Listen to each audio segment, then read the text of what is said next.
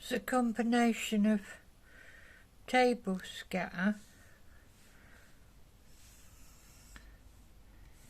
which is like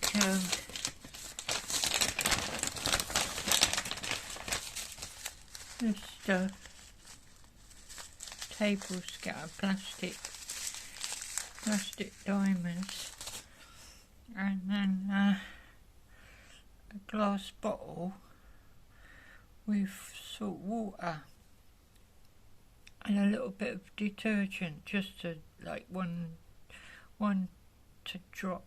tiny drop of detergent, just to, you know, stop the bubbles. But what do you think? Like an interesting effect, isn't it?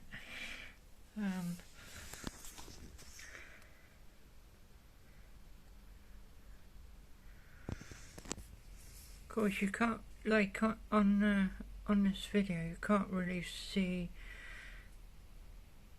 You can't quite see it like it looks without a camera, you know.